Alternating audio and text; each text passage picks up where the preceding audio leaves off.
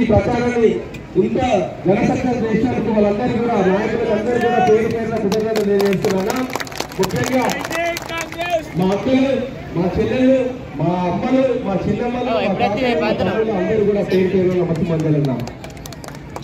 నీలమ్మలు అంటే ఒక కాంగ్రెస్ పార్టీ అభ్యర్థిగా, ఒక బడుగు బలైన వర్గాల బిడ్డగా, ఒక పేదింటి బిడ్డకు అవకాశం కల్పించిన కాంగ్రెస్ పార్టీ సోనియా గాంధీ గారు, రాహుల్ గాంధీ గారు, రేవంత్ అన్న గారు ఇక్కడ ఉన్న కాంగ్రెస్ పార్టీ ఉంటుంది.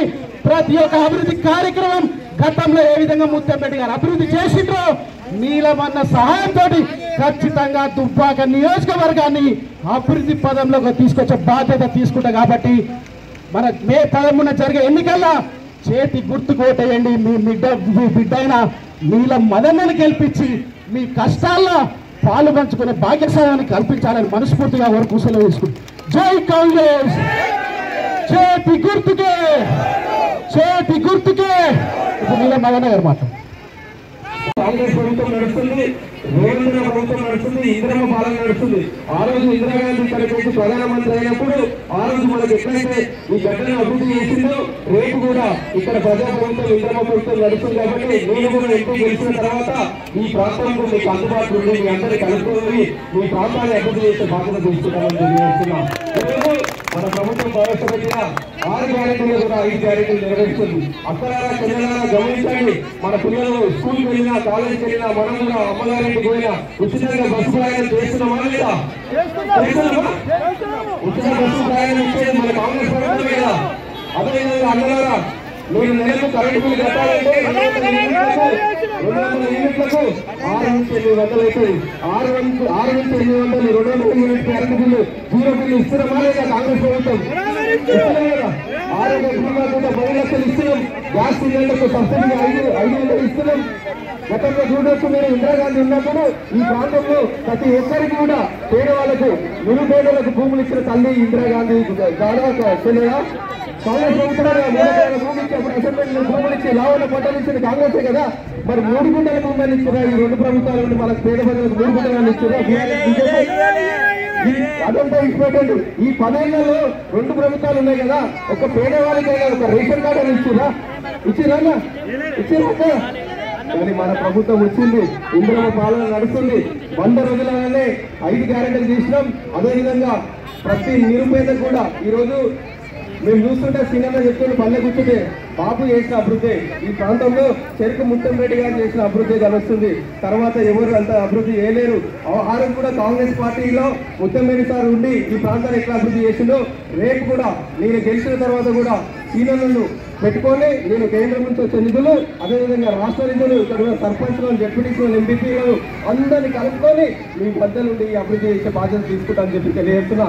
ఈరోజు కాంగ్రెస్ పార్టీ అంటే దేశంలో కూడా మీరు చూడొచ్చు, బీసీ కులగణన చేసిన పార్టీ కాంగ్రెస్ పార్టీ. మొన్ననే బీసీల గురించి సమానత్వం కావాలని చెప్పి బీసీ కులగణన చేసిన పార్టీ కాంగ్రెస్ పార్టీ. రేపు దేశంలో కూడా బీసీ కులగణన చేసే party Congress party. Congress party అంటే సమానత్వం ఇవ్వడంలో ముఖ్యం. ఎందుకంటే అన్ని వర్గాలను, ఎస్సీలను, ఎస్సీలను, మైనార్టీలను, బీసీలను, రెడ్లను, అన్ని వర్గాలను కాపాడుకునే పార్టీ కాంగ్రెస్ పార్టీ. మీరు ఒక్కసారి ఆలోచన చేయండి. కాంగ్రెస్ పార్టీ అంటే సమానత్వం. ఒక నాయకుడు వస్తాడు, మతం పేరు మీద ఓట్లు అడుగుతాడు. ఒక నాయకుడు వచ్చి మన భూములు గుంజుకుంటాడు. మన భూములు గుంజుకొని మలాసాయం చేసి పేదవాళ్ళ పన్నీలతోటి వాళ్ళను నష్టపరిహారం పోతే నష్టపరిహారం అంటే నేను ఇచ్చినంత తీసుకోవాలని రుబాబు చేసి పోలీసు వాళ్ళతో కొట్టించిన వ్యక్తి ఒక వ్యక్తి అభ్యర్థి. ఒక రఘునందరావు ఏం చెప్పారా? కేంద్రం నుంచి కొన్ని 100,000 కోట్లు చేసి అభివృద్ధి చేస్తాడు. 500 కోట్లు చేస్తాడు. చేసిందా? కనీసం మనం గ్రామాలకు ఊళ్ళకు పోదాం. ఎన్ని కరెంట్ స్తంభాలకు ఎల్ఈడి లైట్ పెట్టించడం అడుగుదాం. ఊళ్ళలో పోదాం. పెట్టించిండా? ఒక కొత్త లైట్ అలా పెట్టించిండా? ఒక్కసారి ఆలోచించండి. కాంగ్రెస్ ప్రభుత్వం ఉంది, ఇక్కడ రేవంత్ అన్న ప్రభుత్వం, మన ప్రభుత్వం మన ప్రజల పట్ల చిత్తశుద్ధి ఉంది. రేపు ఎలక్షన్ ఇస్తుంది. రేపు కూడా గెలిచిన తర్వాత కేంద్రంలో ఉన్న 30 లక్షల ఉద్యోగాలకు కూడా భర్తీ చేస్తామని చెప్పి తెలియజేస్తున్నాం. రేపు ఈ ప్రాంతంలో కూడా నేను ఇక్కడ ఉన్న నిరుద్యోగ యువతకు చెప్తున్నా, మీ అందరికీ కూడా ప్రతి 6 నెలలకు ఒకసారి ఇక్కడ జాబ్ మేళ పెట్టించి మీకు ఉద్యోగాలు ఇచ్చే బాధ్యత కూడా మేము తీసుకుంటామని చెప్పి తెలియజేస్తున్నాం. నేను ఎందుకు చెప్తున్నా అంటే నేను మీరు కోటీశ్వరునిగా పుట్టలేం, మీలాంటి మధ్య తరగతి కుటుంబం పేదింట్లో పుట్టిన మీ మధ్యలోకి వచ్చిన మీ గరీబుల బిడ్డ, గరీబుల కష్టం తెలిసిన బిడ్డలు అంచెలంచెలుగా ఒక గ్రామ పంచాయతీ నుంచి ఎంపీ దాకా వెళ్తుందంటే మీ అందరి కష్టాలు తెలిసిన బిడ్డలు. మీ కష్టాలను చూడడానికి మేమందరం తోడుంటాం. మా రేవంత్ అన్న ఉన్నాడు, మేము సోనియా గాంధీ ఉన్నాడు. మీరు కూడా చూడండి, మన తెలంగాణ ఇవ్వడంలో కూడా సోనియా గాంధీ గారు ఇచ్చి రాలేదా? తెలంగాణ వహించండి సోనియా గాంధీ. మరి సోనియా గాంధీకి మనం ఎంపీ గెలిచి వాళ్ళ కొడుకును ప్రధానమంత్రి చేసే బాధ్యత మనదా కాదా? కాంగ్రెస్ పార్టీకి వేయండి. కాంగ్రెస్ పార్టీకి వేసినాక మొన్ననే రేవంత్ అన్న బెదర్లో ఏం చెప్పిండు?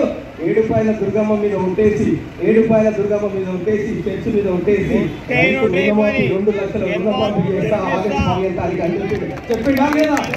మాటిస్తే మాట మీద నిలబడతాం, చేస్తాం. మీరు చెప్తారు ఇప్పుడే తొందర పడుతున్నారు. టీఆర్ఎస్ నాయకులు హరీష్ రావు గారు ఉంటారు, పక్క కాన్సెన్సీలే. ఇప్పుడే తొందరగా ఏడ చేస్తావు, రాజీనామా చేస్తాను, జోబులో పెట్టుకొని ఉండు. మా ప్రజలకు మళ్ళీ ఉప ఎన్నిక తెప్పిస్తాం. మేము ఖచ్చితంగా 15వ తారీఖు రోజు ఆగస్టు 15వ తారీఖు రోజు రుణమాఫీ చేసి చూపిస్తాం. గతంలో రాజశేఖర రెడ్డి ఎట్లయితే రుణమాఫీ చేసిండో ఇప్పుడు రేవంత్ రెడ్డి కూడా అట్లనే రుణమాఫీ చేసి చూపిస్తామని తెలియజేస్తా. ప్రజలారా ఒక్కసారి ఆలోచన చేయండి. అక్కడ ఆర్టీసీ బస్సులు ప్రయాణం చేసిన అక్కడ టికెట్ తీసుకుంటున్నారు.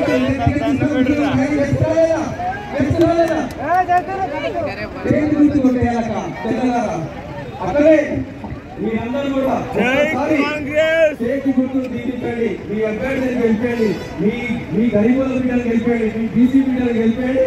ఖచ్చితంగా ఈ ప్రాంతంలో వారానికి ఒకసారి ఇక్కడ ఇట్లాంటి క్యాంప్ ఆఫీస్ ఉంది. ఇక్కడ ఉన్న నాయకులందరూ కలుపుకొని మీ సమస్యలు నిర్వహిస్తామని తెలియజేస్తున్నాం. ఇంత పెద్ద ఎత్తున ఈ సభను విజయవంతం చేసినందుకు అక్బర్గఢ్ భూపల్లి మండల కాంగ్రెస్ పార్టీ నాయకులు